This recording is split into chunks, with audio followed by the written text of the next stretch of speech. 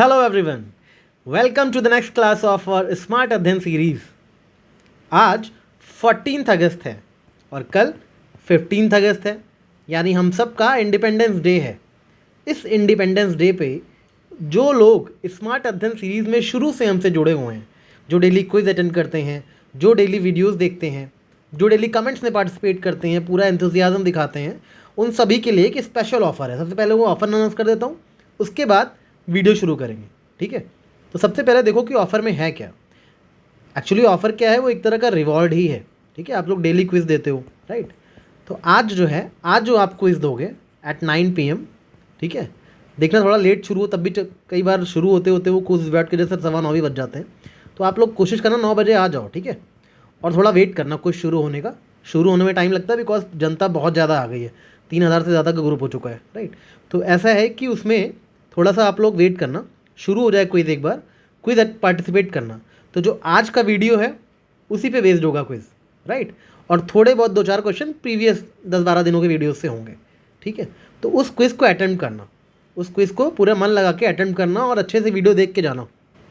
तो आज रात 9 बजे के क्विज़ में जो भी टॉप 25 रैंकर्स होंगे, टॉप 25 रैंकर्स, ठीक है, उनको हमारा जो ग्रंथ बैच है, ठीक है, ग्रंथ batch which cost around 1499 for next 24 hours, यानी कि 15 अगस्त को पूरा दिन 24 आवर्स के लिए वो कोर्स आपको 999 में देंगे। ठीक है, 1499 का कोर्स सिर्फ 999 में दिया जाएगा फॉर नेक्स्ट 24 आवर्स। उसके बाद कोई रिक्वेस्ट एक्सेप्ट नहीं करी जाएगी। ठीक है, ये सिर्फ और सिर्फ रिवॉर्ड बेसिस पे है। ठीक है, we can not give it to free to 25 people because फिर वो कोर्स की डिसरिस्पेक्ट होगी। We are putting a lot of hard work. ठीक है, और साइमल्टेनियसली ये भी बता दूं कि ये कोई सेलिंग का प्रमोशन ऑफर नहीं है, इट्स प्योर रिवॉर्ड 999 में। अगर आपको घटना चक्र लाइन बाई लाइन पढ़नी है, विद ट्रिक्स एंड नेमोनिक्स याद करनी है, तो जो टॉप 25 लोग होंगे वो हमें अप्रोच कर सकते हैं। We will give them the course in 999। ठीक है, जो भी टॉप 25 रैंकर्स होंगे आज के। ठीक है, तो याद रखना आज का क्विज़ बहुत इंपॉर्टेंट है उनके लिए जो अपनी प्रिपरेशन को अच्छा करना चाहते हैं, बट शायद उनको 1499 बहुत ज़्यादा लग रहे होंगे तो वो ज्वाइन नहीं कर पा रहे होंगे। तो सिर्फ नेक्स्ट 24 के लिए ऑफर है, 24 आवर्स के लिए। उसके बाद फिर से फीस एज यूजुअल 1499 ही हो जाएगी। तो दिस वॉज द अनाउंसमेंट। ठीक है, बाकी कुछ और अनाउंसमेंट है जो हम कल सुबह करेंगे। फिलहाल आज का वीडियो स्टार्ट करते हैं। आज का जो वीडियो है थोड़ा डिफरेंट है। आज की वीडियो में मैंने एनवायरमेंट के कुछ वन लाइनर्स लिए हैं, प्रीवियस ईयर क्वेश्चन से उठा के कुछ वन लाइनर्स लिए हैं। जो वन लाइनर्स रिपीटेडली मैं देख रहा हूँ हर एग्जाम में पूछे जाते हैं, और क्योंकि एग्जाम प्रेशर में बहुत इजी क्वेश्चन होने की वजह से भी आप गलत कर देते हो कई बार, क्योंकि आप उन क्वेश्चन को छोड़ के जाते हो, आपको लगता है ये सब तो पढ़ा ही हुआ है। तो उन क्वेश्चंस को भी यहाँ पे एक बार रिवाइज करवा देता हूँ। ठीक है, ये पूरा वीडियो वन लाइनर फैक्ट से भरा हुआ है।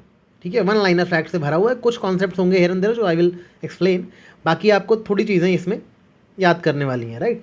और ये वन लाइनर्स इतने इंपॉर्टेंट है कि देख लेना, इस वीडियो से पक्का 2-3 क्वेश्चन इस बार एग्जाम में आएगा, सिर्फ इस 20 मिनट की वीडियो से। तो चलिए शुरू करते हैं आज का लेक्चर। सबसे पहले इकोलॉजी की डेफिनेशन देख लो। इकोलॉजी साइंस की एक ऐसी ब्रांच है जो लिविंग ऑर्गेनिज्म के डिस्ट्रीब्यूशन की स्टडी करती है। लिविंग ऑर्गेनिज्म किस तरह से डिस्ट्रीब्यूटेड हैं उनकी स्टडी करने वाली ब्रांच को इकोलॉजी कहते हैं। यानी कि लिविंग ऑर्गेनिज्म किस तरह से डिस्ट्रीब्यूटेड है, मतलब वो आपस में कैसे इंटरेक्ट कर रहे हैं आपस में एक दूसरे से, और वो एनवायरनमेंट से कैसे इंटरेक्ट कर रहे हैं, इन सब चीज़ों की स्टडी को इकोलॉजी कहते हैं। जितने भी लिविंग ऑर्गेनिज्म हैं उनका कैसे डिस्ट्रीब्यूशन हुआ है, वो आपस में कैसे इंटरेक्ट कर रहे हैं, और वो एनवायरनमेंट से कैसे इंटरेक्ट कर रहे हैं, इन तीनों चीज़ों को मिला करके इकोलॉजी बोलते हैं।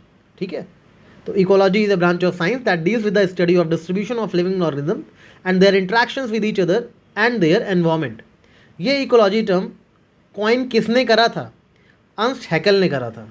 ठीक है, ये क्वेश्चन बहुत बार आ चुका है कि इकोलॉजी टर्म कॉइन किसने करा था, तो याद रखना अर्नस्ट हैकेल ने करा था। लेकिन इकोलॉजी के फादर किसको बोला जाता है? अलेक्जेंडर को बोला जाता है, अलेक्जेंडर वैन हम्बोल्ट को। लेकिन आप अलेक्जेंडर याद रखना। ठीक है, तो who is the father of ecology? Alexander. And who has coined the term ecology? Ernst Haeckel. और इंडिया में इकोलॉजी का फादर किसे बोलते हैं? रामदेव मिश्रा को, क्योंकि इंडिया में रामदेव मिश्रा ने इकोलॉजी के लिए बहुत कुछ किया है। ठीक है, तो ये तीनों फैक्ट्स आपको याद रखने हैं। कैसे याद रखोगे?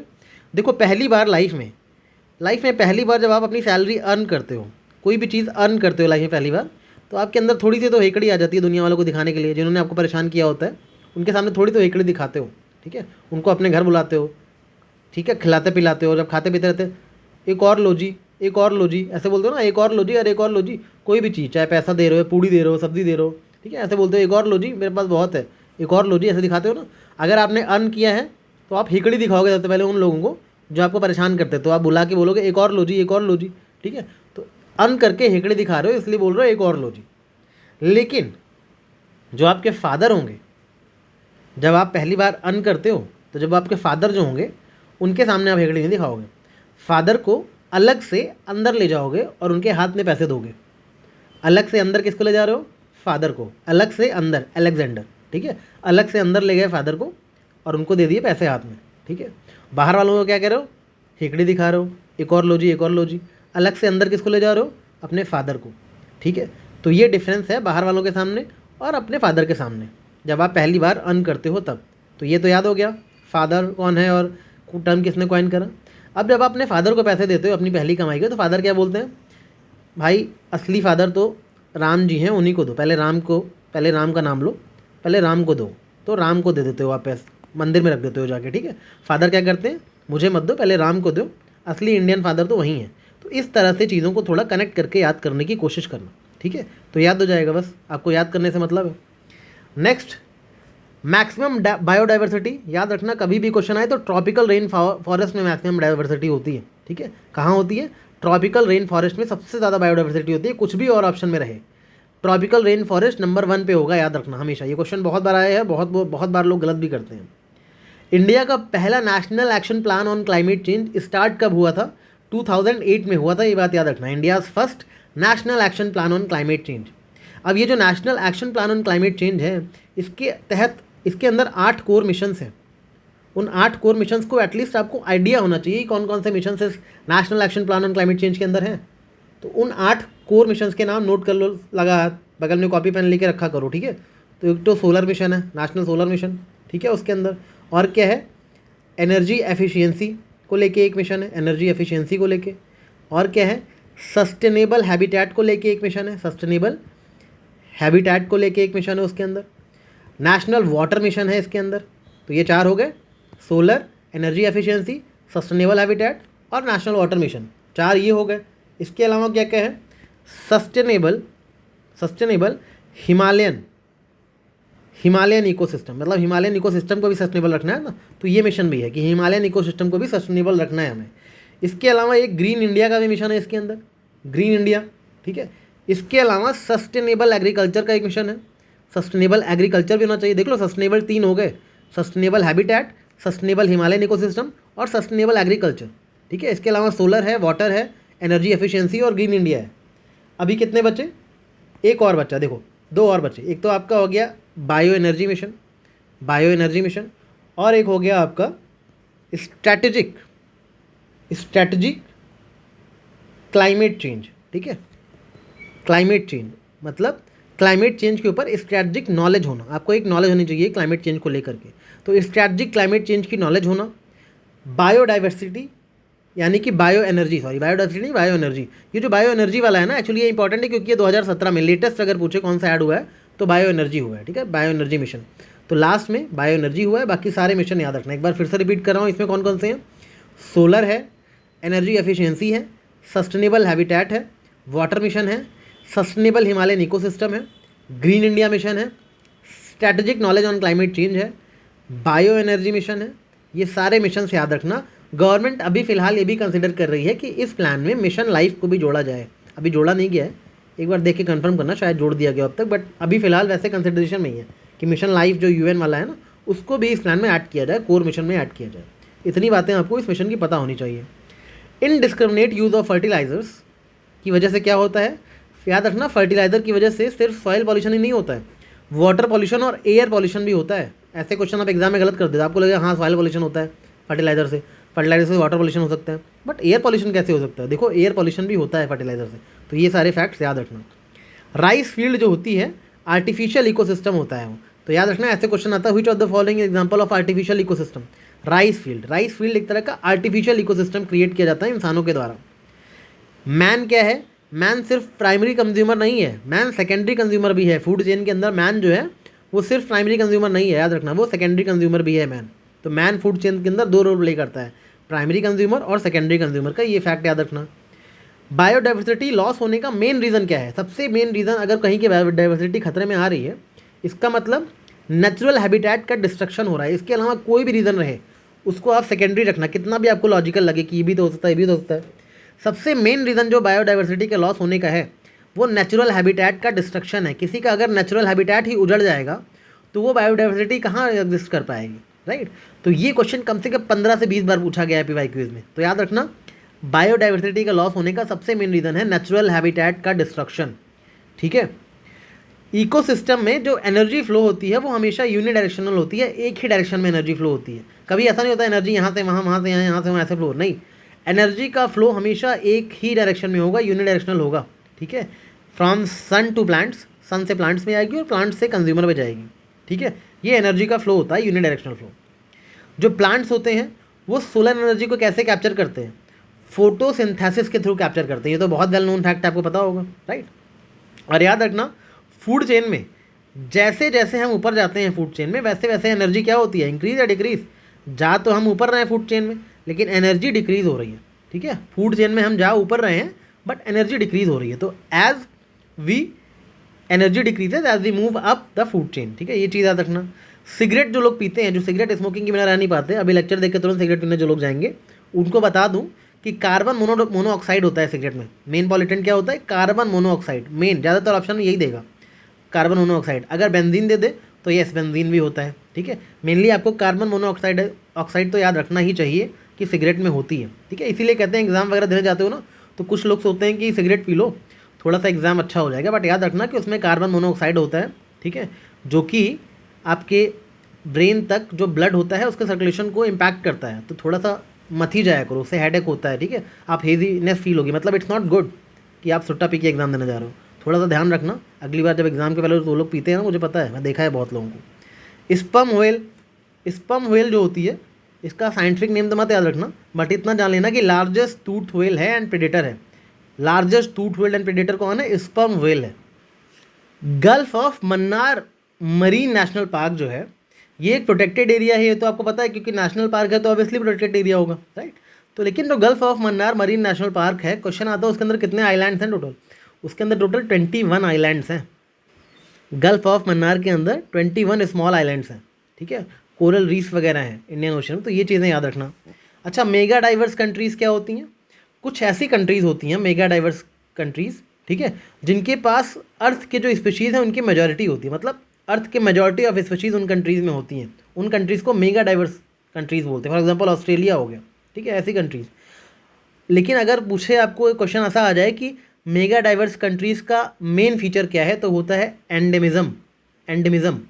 एंडेमिक स्पीशीज़ जहाँ पे ज़्यादा होंगे वही कंट्री मेगा डाइवर्स कंट्री कहलाएगी। एंडेमिज़म मतलब वो स्पीशीज़ उसी कंट्री में सिर्फ पाए जाते हैं और कहीं नहीं पाए जाते। तो जिस कंट्री में जितना ज़्यादा एंडेमिज़म होगा उतनी ज़्यादा वो कंट्री मेगा डाइवर्स कंट्री होगी, मतलब डाइवर्सिटी वहाँ की मेगा होगी, डाइवर्सिटी रिच होगी, राइट। तो याद रखना, main feature mega diverse countries का एंडेमिज़म है, ये चीज़ याद रखिएगा।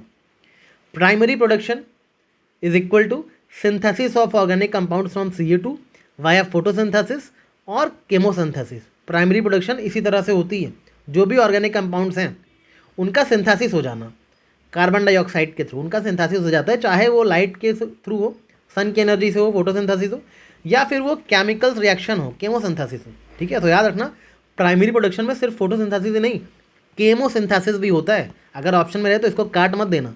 प्राइमरी प्रोडक्शन में सिंथेसिस ऑफ ऑर्गेनिक कंपाउंड्स तो होगा ही होगा, ठीक है, तभी प्राइमरी प्रोडक्शन होगा, but not only through photosynthesis, it can also be through chemosynthesis.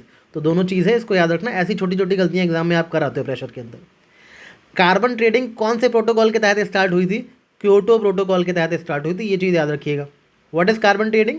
Mechanism to let developed countries by greenhouse gas reduction credits, ठीक है। जो भी डेवलप्ड कंट्रीज़ हैं वो खरीद सकती हैं green house gas reduction credits को, यही कार्बन ट्रेडिंग कहलाती है। ये बस इतना याद रखना कि ये क्योटो प्रोटोकॉल के तहत स्टार्ट हुई थी, ठीक है। इंटरनेशनल एमिशंस ट्रेडिंग, जो भी कंट्रीज़ होती हैं ना वो इस कार्बन क्रेडिट का ट्रेडिंग करती हैं इंटरनेशनली, ताकि वो क्योटो प्रोटोकॉल के टारगेट्स को मीट कर पाएँ। इसी को इंटरनेशनल एमिशन ट्रेडिंग कहते हैं। तो carbon trading, international emission trading, ये सब किससे रिलेटेड है? क्योटो प्रोटोकॉल से रिलेटेड है, राइट। इडाफिक किस सेंस में यूज होता है टर्म? सॉइल रिलेटेड फैक्टर्स के टर्म में इडाफिक वर्ड यूज होता है। ये क्वेश्चन यूपीपीसीएस में बहुत बार पूछा गया है। तो सॉइल रिलेटेड फैक्टर्स के टर्म में इडाफिक वर्ड यूज होता है। सॉइल का ड्रेनेज कैसा है, टेक्सचर कैसा है, पीएच कितना है, ये सारे वर्ड्स को अगर सॉइल रिलेटेड यूज है तो इडाफिक वर्ड यूज होता है वहाँ पे, ठीक है। इडाफिक वर्ड जहाँ भी दिखे बस सॉइल से रिलेटेड है, इतना याद रखना। अच्छा एक चीज़ और, जो स्पीसीज एक्सटिंक्ट होते हैं तो इसका मतलब क्या है, क्यों एक्सटिंक्ट हो रहे हैं? क्या उनका नीश बहुत ही ब्रॉड है इसलिए एक्सटिंक्ट हो रहे हैं, या फिर उनका नीश बहुत नैरो है इसलिए एक्सटिंक्ट हो रहे हैं? उनका नीश ब्रॉड होने से वो कभी एक्सटिंक्ट हो ही नहीं सकते। नीश जिनका नैरो होगा वही स्पीसीज ज़्यादा एक्सटिंक्ट होंगे, ठीक है। कैसे? किसी भी ऑर्गेनिज्म का, किसी भी स्पीशीज़ का नीश होता क्या है, पहले तो ये बताओ। नीश मतलब होता है कि एक स्पीशीज़ है, कोई ऑर्गेनिज्म है, वो कहाँ रहता है, वेयर इट लिव्स, वो क्या खाता है, वेयर इट ईट्स, ठीक है, व्हाट इट ईट्स, या फिर वो किस टाइम पे एक्टिव रहता है, डे में एक्टिव रहता है, नाइट में, या किसी पर्टिकुलर सीजन में एक्टिव रहता है, वो किस किस लोगों से इंटरेक्ट करता है, ठीक है, यानी किसको प्रेडिक्ट करता है, कौन उसको प्रे करता है, उसका पॉलिनेटर कौन है, ये सारी चीज़ें मिला के किसी एक स्पीशीज़ का नीश बनाती हैं, ठीक है। वो कितनी एक्टिविटीज़ कर रहा है, उसका क्या दायरा है, ठीक है, वो उसका नीश है। अब ये जो दायरा है वो जितना ज़्यादा बड़ा होगा उतना उस स्पीशीज़ के सर्वाइवल के चांसेस बढ़ जाएंगे, और ये जो दायरा है, नीश है, जितना ज़्यादा छोटा होगा उतना ही उस स्पीशीज़ को खतरा होगा, क्योंकि ये इतने चीज़ें कोई कभी भी एक्सटिंक्ट हो सकती हैं, राइट। इसीलिए आपका दायरा जितना छोटा होगा उतना ही ज़्यादा आपके एक्सटिंक्शन के चांसेस बढ़ जाएंगे, आपका दायरा जितना बड़ा होगा उतना ही कम आपके एक्सटिंक्शन के चांसेस होंगे। इस तरह से इसको याद रखना। और याद रखना, स्पीशीज़ का साइज़ अगर बहुत ज़्यादा हैवी है, बॉडी साइज़, तो भी वो जल्दी एक्सटिंक्ट हो सकता है।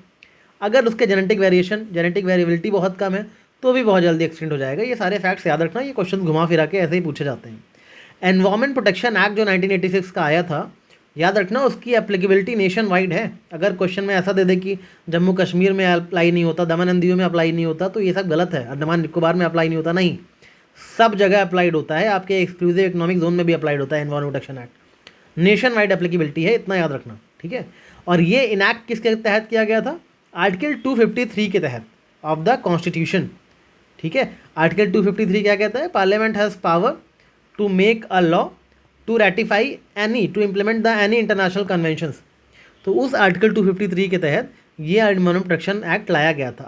After which tragedy, Bhopal gas tragedy के बाद, ये बता चुका हूँ पहले भी मैं, राइट।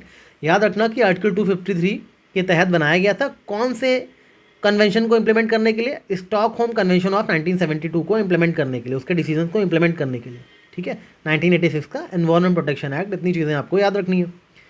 फॉर इकोलॉजिकल बैलेंस, जो फॉरेस्ट एरिया है वो मिनिमम 33% तो होना ही चाहिए। अगर इकोलॉजिकल बैलेंस चाहिए आपको तो फॉरेस्ट एरिया को एटलीस्ट 33% होना चाहिए। ये एग्जैक्ट याद रखना, ठीक है, स्टैंडर्ड यही है।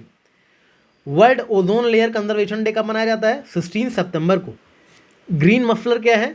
Planting 4 to 5 rows of green plants near noisy roads. Roads के बीच में आप देखते हो कि पेड़ वगैरह लगा दिए गए, उसको ग्रीन मफलर बोलते हैं, ताकि नॉइज़ पॉल्यूशन कम किया जा सके। कोई इंडस्ट्रियल जोन है, रोड्स हैं जहाँ बहुत ज़्यादा नॉइज़ पॉल्यूशन होता है, उसमें बीच बीच में पौधे लगा देने चाहिए ताकि वो नॉइज़ को बफर बन जाए, नॉइज़ पॉल्यूशन कम हो सके। ओशियन जो है लार्जेस्ट इकोसिस्टम है इन द वर्ल्ड। वर्ल्ड का लार्जेस्ट इकोसिस्टम कौन सा है? ओशियन है, ये चीज़ याद रखिएगा। पैडी फील्ड जो होती है, राइस फील्ड, वो मीथेन गैस प्रोडक्टिंग फील्ड है। मतलब राइस फील्ड में बहुत ज़्यादा मीथेन गैस प्रोडक्शन होता है, ये भी फैक्ट याद रखना। ये सारे most important one liner fact हैं, इसको याद रखना। बायोडिग्रेडेबल पॉल्यूटेंट्स क्या होते हैं? ऐसे पॉल्यूटेंट्स जो ब्रेक डाउन होके हार्मलेस सब्सटेंस में कन्वर्ट हो जाते हैं, ठीक है, बाई माइक्रो ऑर्गेनिज्म, उन्हें बोलते हैं बायोडिग्रेडेबल, मतलब बायोलॉजिकली डिग्रेड हो जाते हैं जो पॉल्यूटेंट्स। ऐसे पॉल्यूटेंट्स जो बायोलॉजिकली डिग्रेड हो जाते हैं, जिनको माइक्रो ऑर्गेनिज्म ब्रेक कर देते हैं छोटे छोटे हार्मलेस सब्सटेंसेज में, जैसे बैक्टीरिया वगैरह जो डिग्रेड कर दें, ठीक है, उनको बोलते हैं biodegradable pollutants. First national park of India कौन सा है? Corbett national park. कब बना? 1936 उत्तराखंड में। इसको और क्या बोलते थे जो बना था? Hailey National Park. Deserts can generate enough solar energy in 1 year to meet global yearly consumption, ठीक है। डेजर्ट्स याद रखना एक साल के अंदर इतनी एनर्जी प्रोड्यूस कर सकती हैं, सोलर एनर्जी, कि वो पूरे वर्ल्ड का ग्लोबल ईयरली कंजम्पशन जो है फुलफिल कर सकती हैं। इनफैक्ट एक फोर्ब्स की रिपोर्ट थी जिसने तो बोला था अगर हम सहारा डेजर्ट का 1.2%, ठीक है, समथिंग यूज़ कर लें तो फिर हमें पूरे साल की एनर्जी दुनिया भर में फुलफिल की जा सकती है। मतलब डेजर्ट्स को अभी पूरी तरह से यूटिलाइज नहीं किया जा रहा है वर्ल्ड में, ठीक है। तो ये बहुत इंपॉर्टेंट और अलग सा फैक्ट है, आपको देखने में एग्जाम में एक्सट्रीम लगेगा, बट इंपॉर्टेंट फैक्ट है, याद रखना कि deserts can generate enough solar energy in 1 year to meet global yearly consumption of energy. जो बायोस्फीयर टर्म है वो किसने कॉइन करा था? एडवर्ड स्विस ने कॉइन करा था इन 1875। ठीक है, बायोस्फीयर होता क्या है? अर्थ सरफेस का ऐसा प्लेस जहाँ पे लाइफ होती है उसको बायोस्फीयर बोलते हैं। ठीक है, जहाँ पे भी अर्थ सरफेस पे लाइफ है वो बायोस्फीयर है। किसने कॉइन करा था? एडवर्ड स्विस ने। इसको ऐसे याद रखना कि बायोस्फीयर मतलब एक स्फेयर है जिसमें लाइफ है, तो बायोस्फीयर मतलब एक ऐसा स्फेरिकल वार्ड होता है ना, आप जैसे पैदा होते हो तो पहले वार्ड में रखे जाते हो हॉस्पिटल में, तो एक ऐसा स्फेरिकल वार्ड जिसमें लोग सांस लेते हैं। एडवर्ड स्विस, एक ऐसा स्फेरिकल वार्ड जिसमें लोग सांस लेते हैं उसको बायोस्फीयर बोलते हैं। ठीक है, वेयर लाइफ ड्वेल्स, तो एक ऐसा वार्ड जिसमें लोग सांस लेते हैं, तो एडवर्ड स्विस, बायोस्फीयर। अब तो याद रहेगा ना। कार्बन मोनोऑक्साइड, मैंने बोला ना सिगरेट क्यों नहीं पीनी चाहिए, क्योंकि कार्बन मोनोऑक्साइड जो है आपके हेमोग्लोबिन के साथ बाइंड कर जाता है और आपके ऑक्सीजन का ट्रांसपोर्ट ही रोक देता है। ठीक है, कम कर देता है ऑक्सीजन का ट्रांसपोर्ट बॉडी में, इसकी वजह से आपको हाइपोक्सिया हो सकता है। तो ये सारी चीज़ें याद रखा करो। कार्बन मोनोऑक्साइड सबसे ज़्यादा सिगरेट में होता है, सबसे ज़्यादा तो नहीं, मतलब सिगरेट का सबसे मेन चीज़ जो है वो कार्बन मोनोऑक्साइड ही है।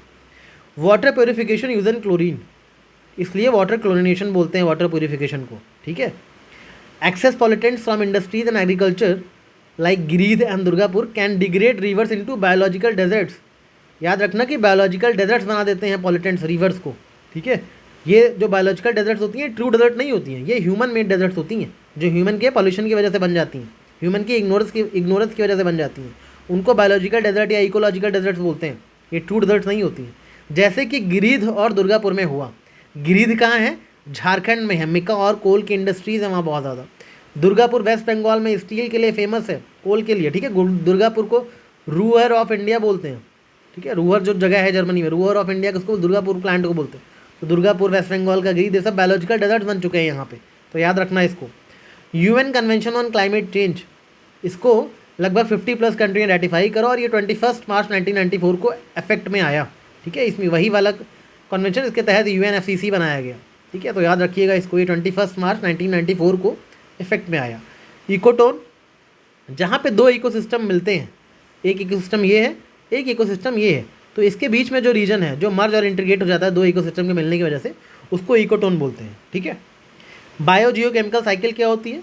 एक नेचुरल पाथवे है for circulation of substance between biotic and a biotic components of the earth. Earth के जो बायोटिक कंपोनेंट हैं और जो ए बायोटिक कंपोनेंट हैं, उन दोनों के बीच में आपस में जो सर्कुलेशन होता है उसको बोलते हैं बायो जियोकेमिकल साइकिल। ठीक है, याद रखना, natural pathway for circulation of substances, biotic और ए बायोटिक के बीच के सर्कुलेशन ऑफ सब्सटेंसेस को ही बायो जियोकेमिकल साइकिल बोलते हैं। ये पता होना चाहिए आपको। अब बायोटिक क्या है, ए बायोटिक क्या है, आई एम एज्यूमिंग कि आपको ये पता होगा, right. Natural environmental engineering research institute, NEERI. NEERI का कहाँ है? नागपुर में है, इतना याद रखना बस, NEERI Nagpur. Ozone depleting substances कौन कौन से होते हैं? CFC होते हैं, हैलोजेंस होते हैं और कार्बन टेट्राक्लोराइड होते हैं। ठीक है, HFC नहीं है इसमें, याद रखना। CFC है, हैलोजेंस है और कार्बन टेट्राक्लोराइड्स हैं ओजोन डिप्लीटिंग सब्सटेंसेस में। इकोलॉजिकल फुटप्रिंट क्या होता है? आपका इकोलॉजिकल फुटप्रिंट क्या है? आपको कितना मिनिमम लैंड एरिया रिक्वायर्ड है आपकी लाइफ सस्टेन करने के लिए, वो आपका इकोलॉजिकल फुटप्रिंट होगा। ठीक है, इतना याद रखना। वर्ल्ड की मोस्ट पॉपुलेटेड डेजर्ट कौन सी है? थार डेजर्ट है, Thar desert which is the great Indian desert, वो most populated desert in the world है, याद रखना। पॉपुलेटेड बोल रहा हूँ, पॉल्यूटेड नहीं। ठीक है, पॉपुलेटेड, सबसे अधिक जनसंख्या वाली। कोरल ब्लीचिंग क्यों होती है? Mainly caused by rise in normal sea water temperature. अगर सी वाटर टेम्परेचर ज़्यादा बढ़ गया तो कोरल ब्लीचिंग अपने आप हो जाएगी। ठीक है, आइडियल टेम्परेचर 24 से 27 तक होना चाहिए। हाई बायोलॉजिकल ऑक्सीजन डिमांड, मतलब पानी में बायोलॉजिकल ऑक्सीजन डिमांड बढ़ गई है, मतलब उसमें ज़्यादा बैक्टीरिया वगैरह हो गया तो उनकी ऑक्सीजन की डिमांड बढ़ गई। इसका मतलब आपका वाटर कंटेमिनेट हो गया है सीवेज की वजह से। ठीक, कंटेमिनेशन हो गया बहुत ज़्यादा वाटर में। अगर वाटर की BOD ज़्यादा है, इसका मतलब वाटर कंटेमिनेटेड हो गया बाई सीवेज, ये चीज़ याद रखिएगा, तभी तो उसकी बायोलॉजिकल ऑक्सीजन डिमांड बढ़ गई ना। Crop logging, method to track nutrient status of fruit trees, diagnose deficiencies and schedule fertilisers. इसको बोलते हैं क्रॉप लॉगिंग, मतलब अपने न्यूट्रिएंट स्टेटस को चेक करना फ्रूट ट्रीज़ का, उनके डेफिशिएंसीज को पता लगाना क्या डेफिशिएंसीज हैं और उनके लिए फर्टिलाइजर वगैरह कब कितने देने हैं उसको पता करना, उसको क्रॉप लॉगिंग बोलते हैं। याद रखना, इंपॉर्टेंट टर्म है, पता नहीं होता, एग्जाम में गलत हो जाता है, अचानक दिखता है तो। राइजोबियम फैसियोली नाइट्रोजन फिक्सिंग बैक्टीरिया है इन सोयाबीन्स, सोयाबीन्स के अंदर पाया जाने वाला नाइट्रोजन फिक्सिंग बैक्टीरिया है राइजोबियम फैसियोली। ठीक है, जैसे भी वैसे भी राइजोबियम वगैरह दिखा करे तो नाइट्रोजन फिक्सिंग तो याद कर ही लिया करो। ठीक है, मोस्टली यही नाम होते हैं। Highest arsenic contamination in drinking water in India Kanpur UP में है, याद रखना। आर्सेनिक कंटामिनेशन सबसे ज़्यादा कहाँ है ड्रिंकिंग वाटर में? कानपुर उत्तर प्रदेश में है, ये चीज़ याद रखना। हाईएस्ट केमिकल पॉल्यूशन गंगा में कहाँ से आता है? कानपुर की लेदर इंडस्ट्रीज से और उसके आसपास के एरियाज से। इकोलॉजिकल नीश का कॉन्सेप्ट किसने दिया था? ग्रीनर्स ने दिया था। कैसे याद रखोगे? इकोलॉजी के नीचे ग्रीनरी है, इकोलॉजी के नीचे ग्रीनरी है, ऐसे करके याद रख लेना बस। इकोलॉजिकल नीश का कॉन्सेप्ट ग्रीनर्स ने दिया था। यूकेलिप्टस ट्री जो है वो एनवायरमेंटल हैजार्ड माना जाता है। जो यूकेलिप्टस का ट्री होता है ना, उसको एनवायरमेंटल हैजार्ड बोलते हैं। क्यों?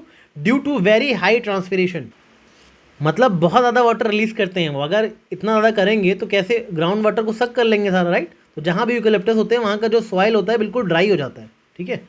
स्पीशीज इज कंसिडर्ड एक्सटिंक्ट, कोई भी स्पीशीज़ है जैसे ये बना हुआ है, ये एक्सटिंक्ट कब कहलाएगा?